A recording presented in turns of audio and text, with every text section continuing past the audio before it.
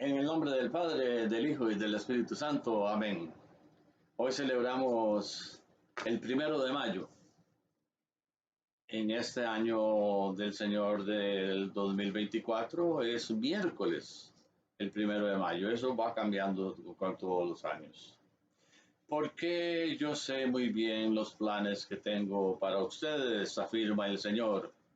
Planes de bienestar y no de calamidad, a fin de darles un futuro y una esperanza. Jeremías 29:11. Señor Jesús, te miramos a ti sobre el trono al lado de tu Padre en el cielo. Te pedimos ser el Señor y la paz de nuestro corazón. Ayúdanos a dominarnos a nosotros mismos una y otra vez para permanecer en paz. Entonces tu voluntad se cumplirá entre tus discípulos. Nos rodeará una poderosa paz que se extenderá a todo el mundo, y en tu nombre será glorificado en la tierra. Porque tú eres el Señor de la paz, y en ti esperamos. En tiempos difíciles, la fe y la esperanza se arraigan en nuestros corazones con mayor profundidad y firmeza. Para tu gloria, Señor Jesús. Tú vendrás de repente conforme a tu promesa, como el único que hace la voluntad de Dios entre todos los pueblos de la tierra. Amén. 1 de mayo, historia. ¿Por qué se celebra? ¿Desde cuándo? ¿Y qué se reivindica? Repasamos la historia del 1 de mayo y analizamos las reivindicaciones presentes y futuras. Los sindicatos recorren las calles de España bajo el lema por el pleno empleo, menos jornada, mejores salarios. 1 de febrero del 24. Esta es una actualización que se hizo, que la hicimos a las 7 de la mañana con 4 minutos. El autor de este artículo se llama Samuel Pérez. Yo soy Belisario Pérez, pero yo no creo que yo conozca a este ilustre caballero. A lo mejor, pero no es lo más seguro. Él es español y yo soy costarricense. Este 1 de mayo se vuelve a celebrar el Día del Trabajador, una fecha que nació en conmemoración de los mártires de Chicago, estadounidenses que reivindicaban una jornada laboral de 8 horas. Este año, los sindicatos mayoritarios de España vuelven a salir a las calles demandando, entre otros asuntos, la reducción de la jornada de trabajo y mejores salarios. El 1 de mayo es una jornada festiva, pero sus reivindicaciones pueden marcar las políticas públicas en materia laboral en los próximos meses. Por eso, repasaremos las claves de esta jornada. ¿Por qué se celebra el Día del Trabajador el 1 de mayo? El Día del Trabajador del 1 de mayo se creó para conmemorar a los mártires de Chicago del 1 de mayo de 1886. 340,000 obreros salieron a las calles de Estados Unidos para reclamar la jornada laboral de 8 horas al día. Chicago fue la ciudad más activa durante esa huelga, que duró varios días, en los que la violencia inundó las calles. Como consecuencia, 5 dirigentes anarquistas y socialistas fueron condenados a pena de muerte.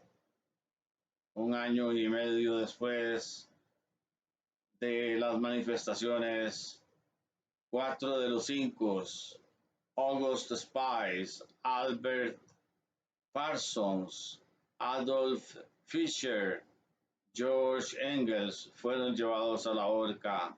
El quinto, Lois Lane, se suicidó el día previo. Además, otras 2 personas fueron condenadas a cadena perpetua. Hace 134 años, en 1989, el Congreso de la Segunda Internacional, celebrado en París, aprobó que la celebración del Día del Trabajo a nivel mundial, en conmemoración de los mártires de Chicago, se celebrara esa fecha. Aún así, no sería hasta un año más tarde, en 1890, cuando se celebrase por primera vez este día, tanto en España como en otros países. Cuando se celebró por primera vez en España y se reivindicó en Barcelona, la primera manifestación fue el 1 de mayo de 1890.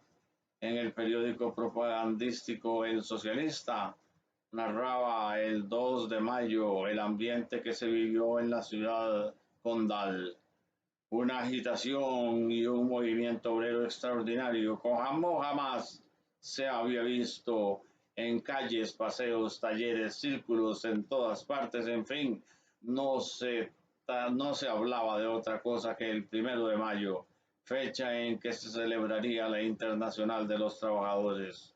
Otras localidades como Madrid retrasaron el domingo las manifestaciones con la intención de facilitar una mayor participación. El manifiesto para ese día informaba que la concentración en Madrid comenzaría a las 9 de la mañana del día 68, perdón, en el número 68 de la calle Atocha. Es un número que tiene la calle 68. Ahí empezaría. Entre las reivindicaciones se encontraban la reducción de la jornada de trabajo a un máximo de 8 horas, como denunciaban 4 años antes en Chicago, y no se conseguiría hasta 1919. Además, también reclamaban la prohibición del trabajo de menores de 14 años, la abolición del trabajo de noche, el descanso no interrumpido de 36 horas por semana y la suspensión del pago en especies o comestibles. ¿Cómo se hizo festivo? No sería hasta la llegada de la Segunda República en 1931, cuando el gobierno provisional declaró el 1 de mayo como fiesta nacional. El Partido Socialista y UGT hicieron hincapié en el sufragio universal, en la ratificación del Convenio de Washington, que garantizaba la jornada de 8 horas y la construcción de casas baratas, y en la adopción de procedimientos eficaces para resolver la crisis del trabajo y el encarecimiento de la vida.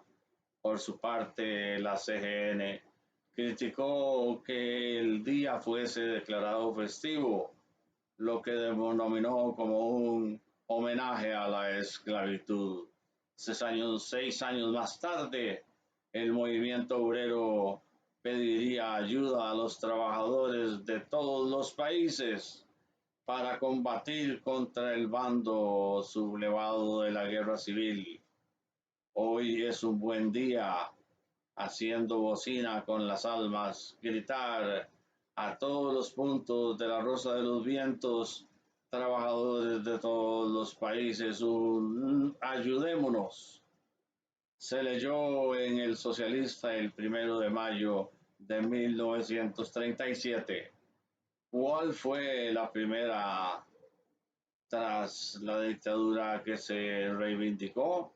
El franquismo declaró fiesta de la exaltación del trabajo el 18 de julio, concediendo así el aniversario del golpe de Estado. Aún así, como recuerda RTV, en el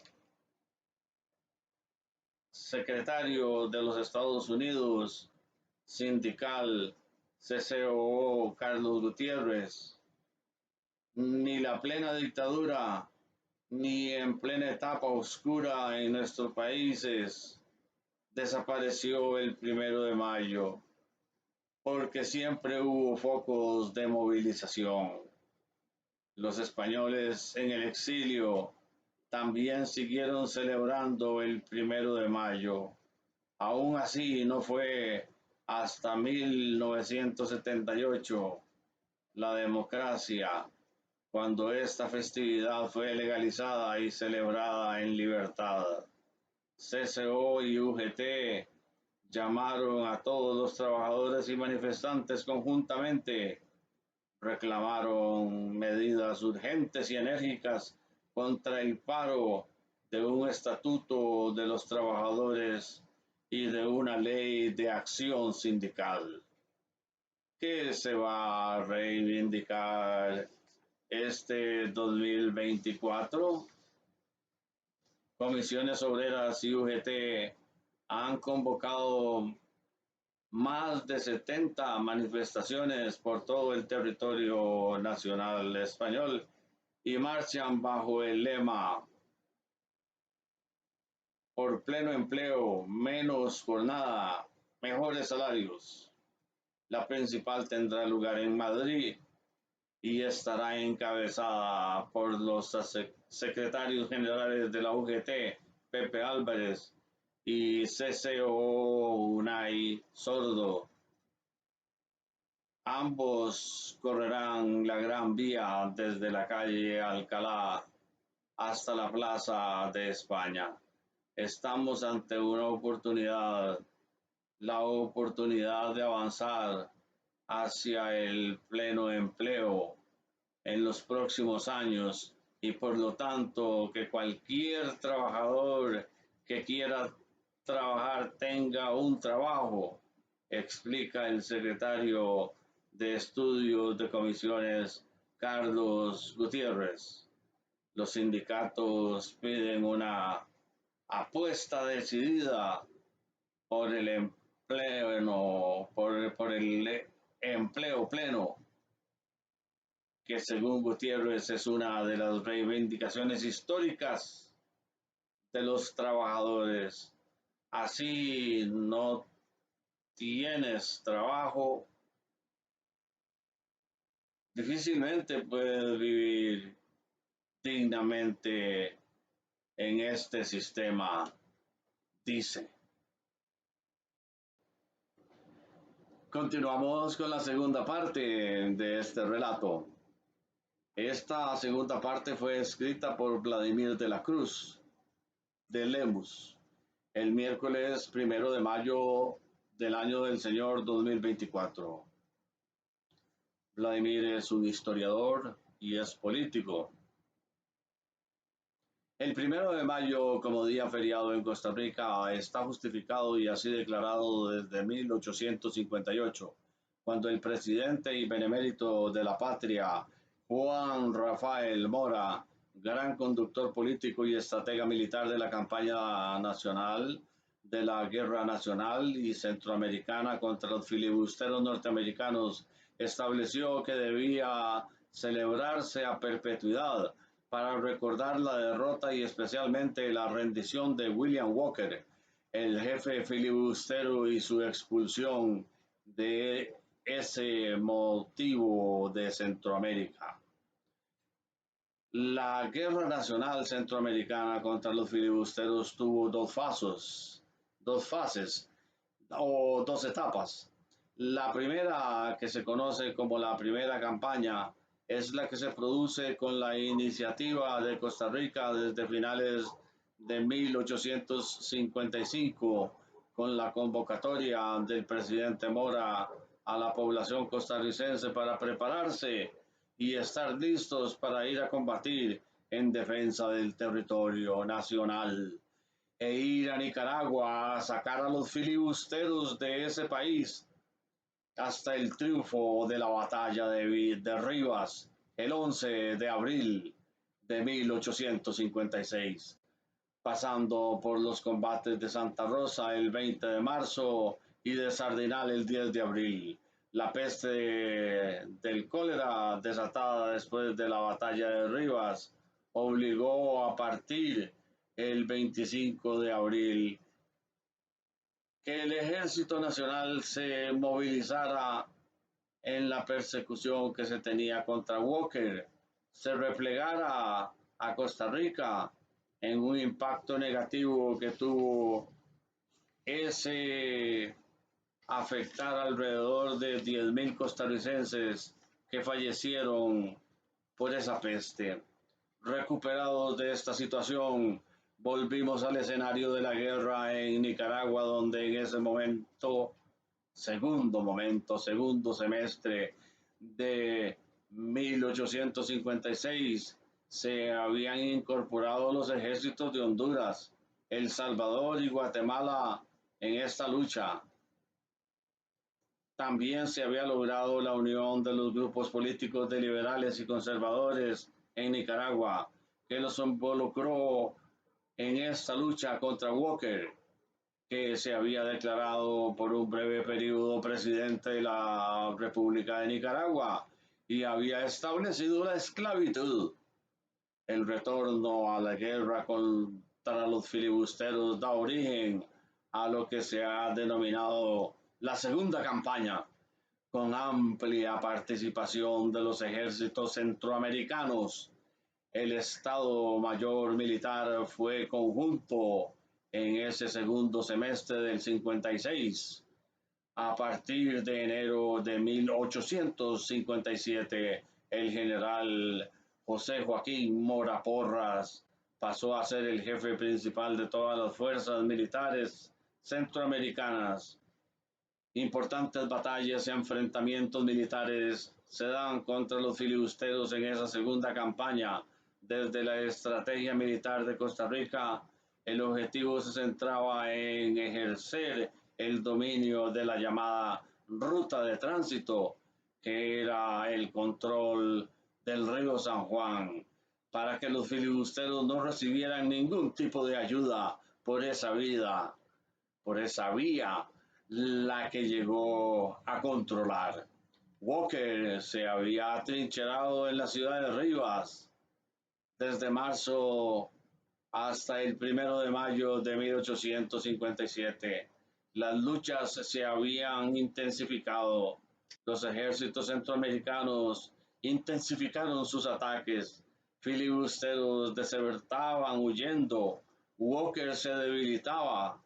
40 días de intensos combates llevaron a Walker a aceptar la rendición, que negoció el comandante Davis de la corbeta una de guerra norteamericana Santa María con el general José Joaquín Mora Porras, motivo por el cual su rendición se dio amparado.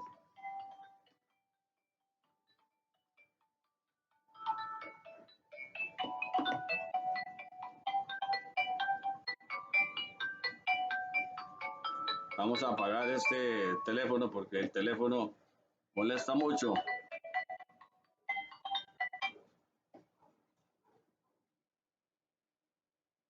Repetimos, bajo la protección del capitán Davis y no haber sido capturado por las tropas centroamericanas que inevitablemente le hubieran llevado al fusilamiento.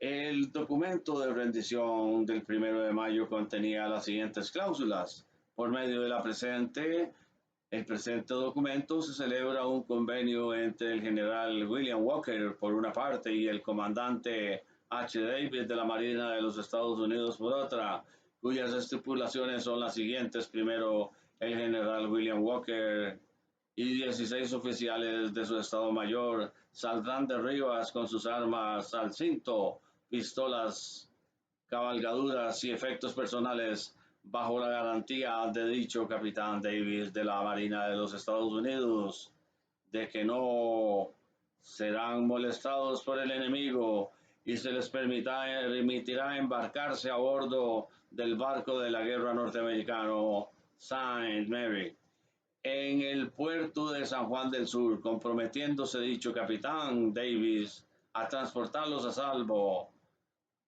en el Saint Mary hasta Panamá. Segundo, los oficiales del ejército del general Walker saldrán de Rivas con sus almas al cinto, bajo la garantía de protección del capitán David, quien se compromete a vigilar que sean transportados a salvo hasta Panamá, a cargo de un oficial de los Estados Unidos. Tercero, todos las clases y soldados rasos, los civiles y empleados de diversas dependencias, heridos y sanos, se entregarán con sus armas al capitán Davis o a uno de sus oficiales, poniéndose bajo su protección y control.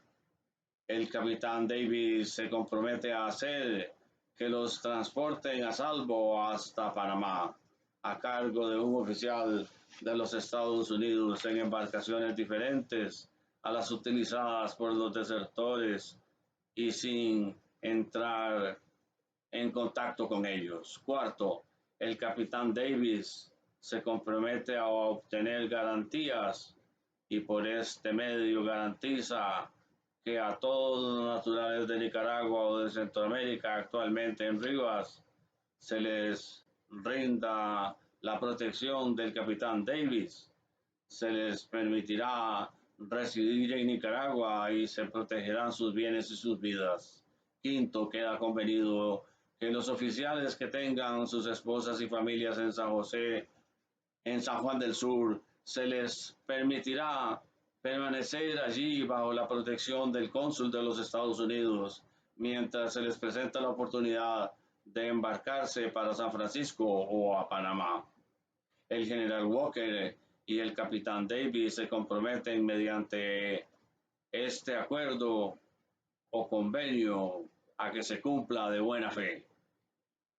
El parte de guerra redactado por el general José Joaquín Mora Porras como comandante en jefe de los ejércitos aliados de Centroamérica, dirigido al ministro de Guerra del Supremo Gobierno Provisorio de la República de Nicaragua y al cuartel general instalado en Rivas, de fecha 1 de mayo de 1857, dice: después de 40 días de asedio puesto a Walker y a los suyos, cuando a consecuencia de la mucha deserción había quedado este malvado caudillo con una pequeña fuerza, y cuando más sufría las penalidades del hambre y de la miseria, el muy honorable capitán Don Charles Henry Davis, comandante de la corbeta de guerra norteamericana Santa María, se presentó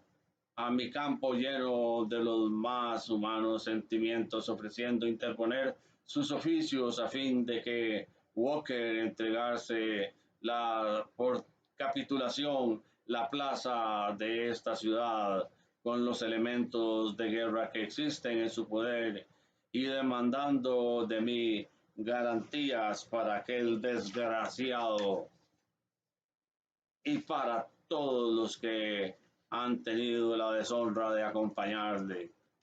Fui deferente y acepté con agrado tal mediación, y desde entonces los trabajos del honorable señor capitán Davis fueron incesantes para obtener la rendición del enemigo. He dado pues término a la guerra que los gobiernos de Centroamérica me hicieron la honra de encomendarme, y tengo la satisfacción de manifestar que al US señor ministro, que en este fausto suceso han tenido una parte muy activa, la ilustración, el noble carácter y el empeño decidido del señor capitán Davis. Centroamérica, que hace algún tiempo que se ve agitada y con arma en mano por la injusta e inaudita usurpación que Walker intentaba hacer de la independencia y liberales públicas, deberá apreciar tanto como merecen los trabajos del honorable señor Capitán Davis y escribir en las páginas de su historia el nombre ilustre de este ciudadano noble de la Unión Americana por haber hecho cesar el ruido de las armas y por el humano sentimiento de que no se derrame más sangre en nuevos y más encarnizados combates. Haciendo pues la más alta recomendación a su excelencia el señor presidente provisorio de la República de la conducta política, humana e ilustrada del honorable señor Capitán Davis por el honroso ministerio de los Estados Unidos y reservándose para después dar una parte consustancial de la capitulación referida. Tengo la complacencia de firmarme con las consideraciones de aprecio y respeto que me merece muy atento servidor. El capitán Davis había otorgado desde el 24 de abril que las mujeres y niños abandonaran la ciudad de Rivas frente a un inminente ataque final que pondría en peligro sus vidas. La negociación que desarrolló Davis con Walker en, en nada mencionó a los ejércitos centroamericanos ni al general José Joaquín Mora Porras, quien deseaba terminar la guerra, por lo que aceptó la mediación del capitán Davis. Incluso Walker no fue obligado a deponer las armas personales, como tampoco se obligó a sus oficiales a dejar las armas. Para mí, su rendición ante Davis fue una manifestación tácita de los intereses norteamericanos que se movían a favor de Walker, que trataban de salvarle la vida, como sucedió en ese momento, incluso porque en el documento de su rendición se presenta a las tropas centroamericanas como el enemigo de Walker, de quienes se les protegía.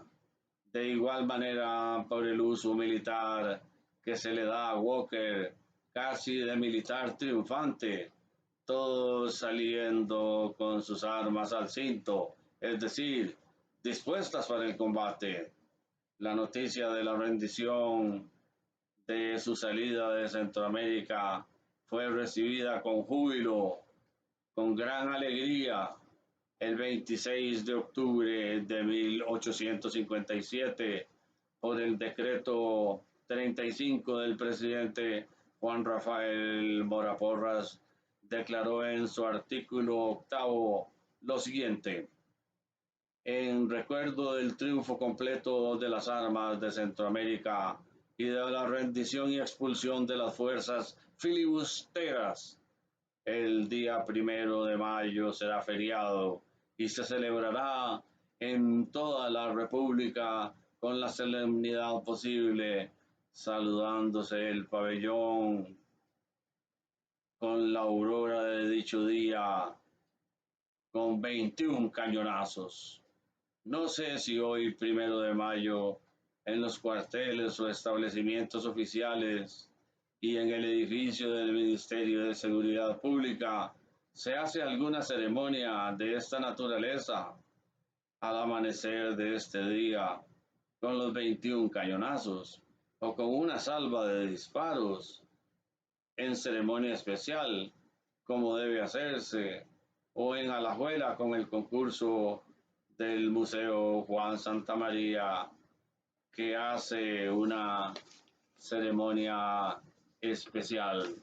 Es obvio porque así se da también que en los discursos oficiales que se hacen en la fecha por motivos políticos no se hace referencia a esta gloriosa fecha del 1 de mayo como la rendición del abominable William Walker, ni alrededor de ello se levantan ánimos nacionales ni patrióticos. Así, desde 1858, el 1 de mayo es un día feriado en todo el territorio nacional costarricense que nos recuerda la rendición de William Walker. Walker fue recibido como un héroe en los Estados Unidos. Walker no desistió de sus intenciones de volver a Centroamérica con el mismo propósito de dominio territorial y de sometimiento de su población a la esclavitud. A fines de 1857, el 1 de noviembre y diciembre, lo intentó, fracasando en su llegada que le fue obstaculizada. En agosto de 1860 volvió a Centroamérica, ingresando por Honduras, por el puerto de Trujillo. En Honduras estaban afincados los intereses británicos que tenían bajo control la costa caribeña de Honduras y Nicaragua, bajo la forma de protectorados, motivo por el cual Walker fue detenido por el capitán Salmon en la Marina Británica, quien lo entregó a las autoridades hondureñas, que tomaron la decisión de fusilarlo el 12 de septiembre de 1860, donde sigue enterrado en el puerto de Trujillo. El lema colonialista e imperialista de Walker de sorprender a las 5 repúblicas centroamericanas o ninguna, como él mismo decía, el resultado de la guerra centroamericana fue el grito unísono de las repúblicas de ninguna. La gloriosa fecha de la rendición de Walker produjo en 1888 se hiciera el himno al 1 de mayo con letra de don Juan Fernández Ferraz y con música de don José Campabadal, que tristemente ya no se enseña ni se canta en las escuelas, ni se fomenta como parte de la cultura nacional. La letra al 1 de mayo, que no su música, que no la recordamos ya, dice: celebremos las épicas memorias que brillo insigne a nuestra patria dan, contentos sí las ínclitas victorias de Santa Rosa Rivas y San Juan. Nuestras playas audaz en son de guerra, bucanero traidor ya rozó, mas en los nobles hijos de esta tierra, invencibles guerreros encontró. Nuestros padres vencieron al infame que invadió nuestro hogar, torpe y cruel. Muy sus claros nombres la nación proclame, dignos de gloria y de inmortal laurel. Y en su ejemplo nosotros aprendamos el amor a la patria, la virtud. Jamás, jamás, jamás consentiremos el yugo odioso de la esclavitud. Gloria eterna a los héroes legendarios de Santa Rosa Rivas y Juan, y en su memoria eterna, relicarios, nuestros pechos indómitos serán. Muchas gracias por haber escuchado esta bella descripción del porqué del 1 de mayo en Costa Rica. En otros lugares fueron otras. Empecé con otro lugar, pero terminé con el honor de Costa Rica. Hasta luego, amigos.